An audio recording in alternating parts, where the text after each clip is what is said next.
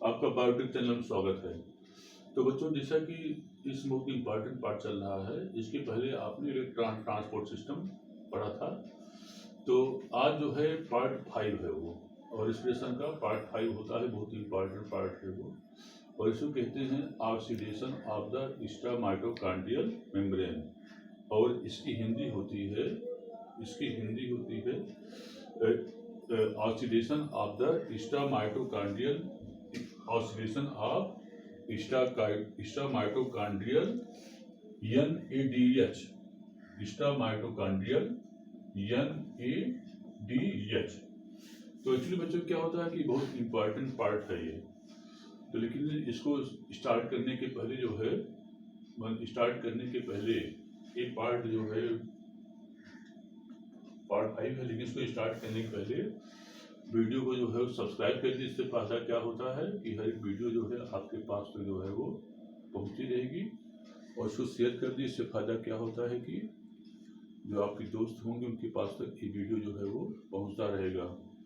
तो बच्चों, जैसा कि ग्लाइकोलिसिस में जो NAD2S उत्पन्न होता जो है वो, ग्लाइकोलिसिस में जो NAD2S उत्पन्न होता है, उस इलेक्ट्रॉन को, माने उत्पन्न NAD2S इलेक्ट्रॉन्स को ETS में पहुंचाने के लिए माइटोकॉन्ड्रिया की मेम्ब्रेन में सीधे मेम्ब्रेन में जो है वो पहुंच नहीं पाता जो है वो। तो इसमें क्या होता है, क्योंकि माइटोकॉन्ड्रिया की मेम्ब्रेन जो है NAD के लिए क्या होती है, इम्परमिएबल, या क्या होती है वो, अपारगम्य होती जो है वो। तो माइटोकॉन्ड्रिया के बाहर और जो साइटोसॉल होता जो है वो, जिसे माइटोकॉन्ड्रिया होती है, तो माइटोकॉन्ड्रिया के बाहर, ये माइटोकॉन्ड्रिया मान लीजिए हो गया। इसके बाहर क्या होता है, इसके बाहर को उसको क्या कहते हैं, इसको हम साइटोसॉल कहते हैं। तो माइटोकॉन्ड्रिया के बाहर जो साइटोसॉल होती जो है, ठीक है।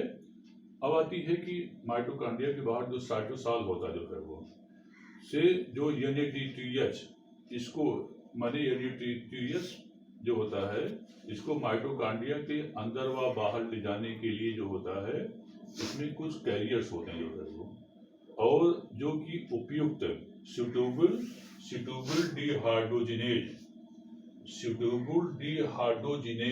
से संबंधित होते हैं वो, सुटेबल से होती है वो। और इसे हम जो है वो, ये जो होता है इलेक्ट्रॉन शटल, ये जो है इलेक्ट्रॉन शटल का कार्य करते हैं वो, इलेक्ट्रॉन शटल का कार्य करते हैं। और इलेक्ट्रॉन शटल जो होता है दो प्रकार का होता है। नंबर 1 होता है मैलेट एस्पर्टेट शटल कहलाता है, और नंबर 2 होता है ग्लिसरॉल फास्फेट शटल कहलाता है वो। अब आती है कि इसमें कौन सा शटल कब काम करता है, यह ऊतक और स्पीशीज पर बच्चों ये निर्भर करता है। वैसे मैलेट एस्पर्टेट जो होता है शटल, यह अधिक कार्यक्षम वाला शटल होता है, जबकि ग्लिसरॉल फास्फेट शटल जो होता है वह कम कार्य क्षमता वाला बच्चों शटल होता है वो।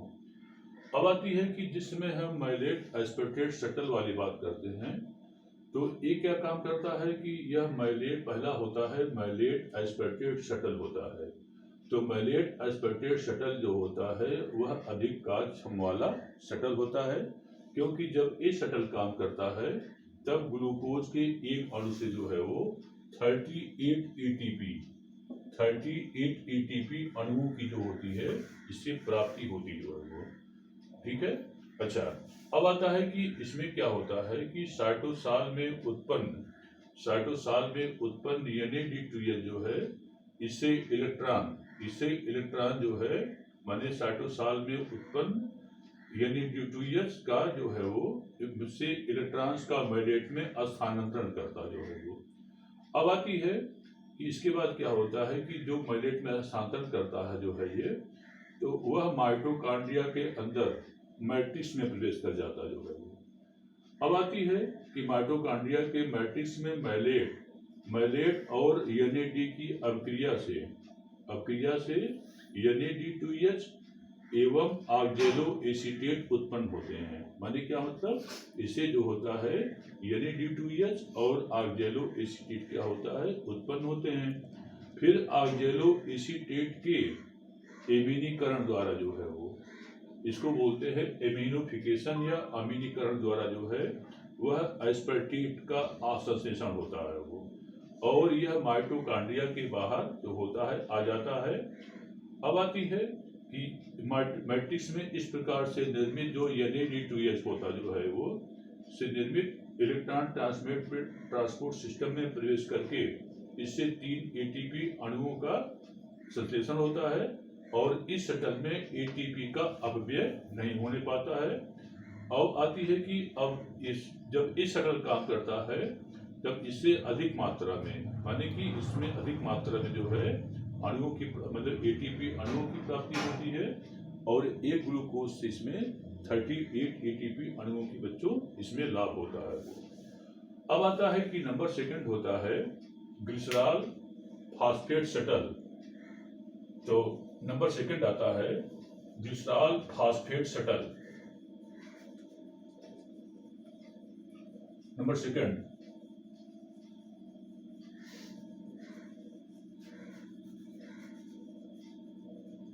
सेकंड है ग्लिसरॉल फास्फेट शटल, यानी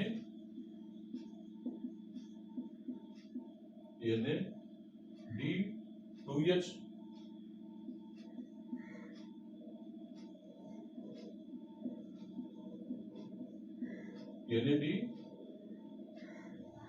DHAP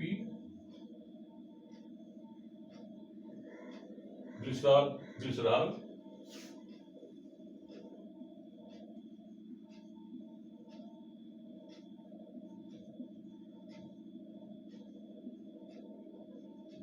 फास्फेट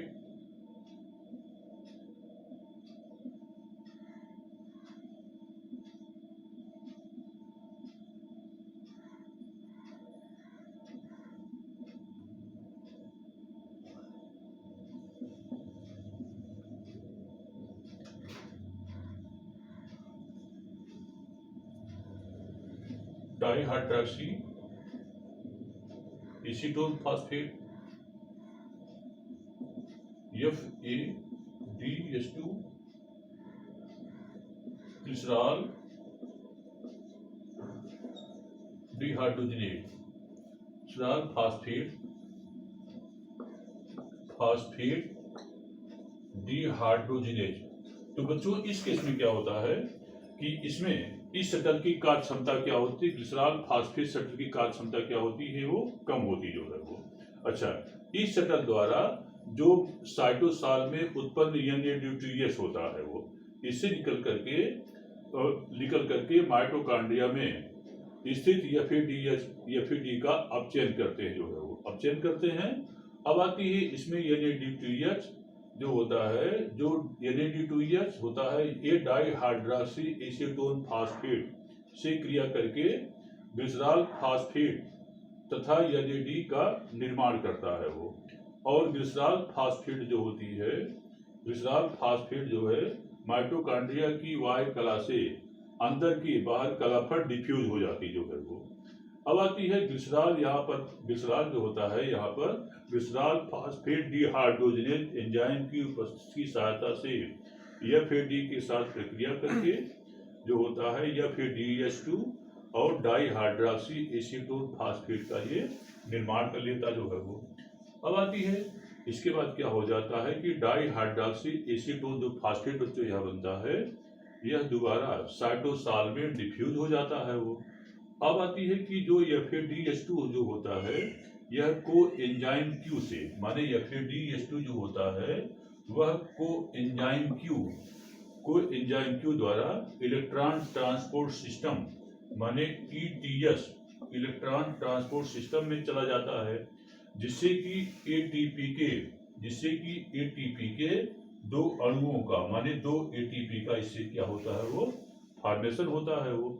अब आती है कि यहाँ पर क्योंकि FAD2H2 के माने कि दो FADH2 माने एक FADH2 से 2 ATP बनते जो है वो। अब आती है कि माने कि यहाँ पर जो होता है दो FADH2 से 2 2 4 ATP अणुओं का यहाँ पर जो होता है अणु बनते हैं जो है वो।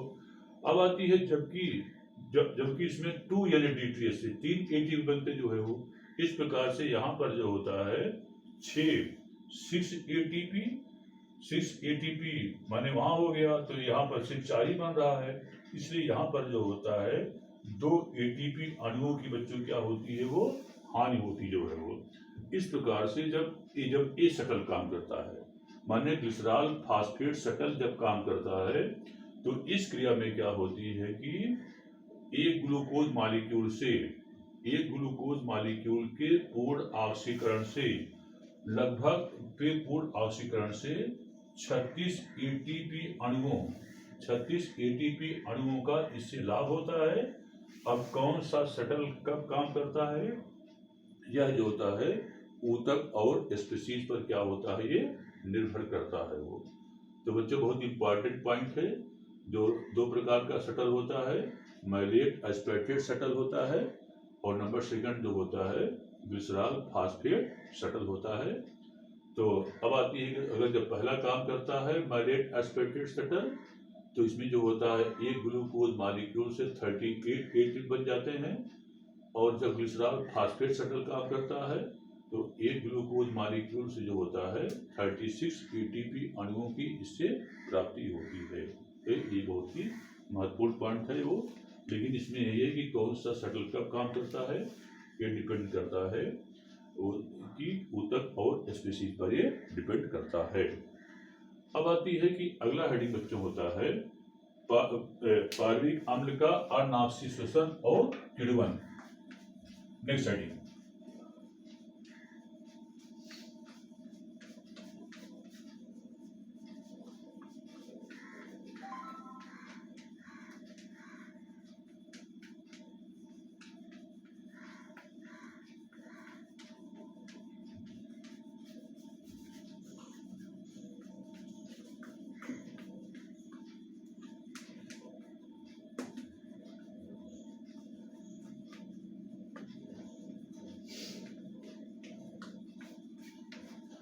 आता है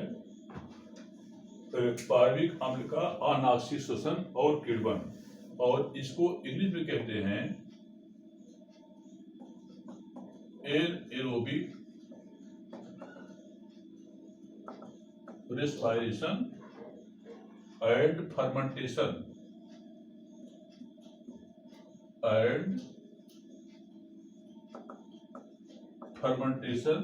ऑफ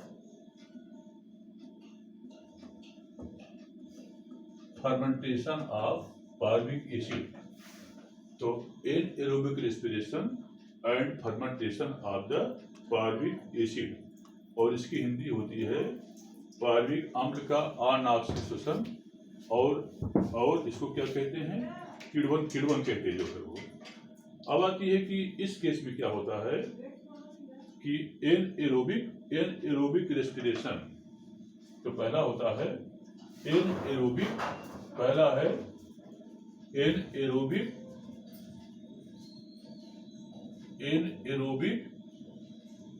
रेस्पिरेशन, और इसकी हिंदी होती है अनावश्यक श्वसन। अनावश्यक श्वसन, या इसको कहते हैं एनाएरोबिक रेस्पिरेशन कहते हैं वो। तो अनावश्यक श्वसन क्या होता है, तो यह क्रिया जो होती है ऑक्सीजन के एब्सेंस में होता जो है वो, माने एक क्रिया जो होती है यह ऑक्सीजन के एब्सेंस में होता है वो, और इसको 2 भागों में बांटा गया है वो।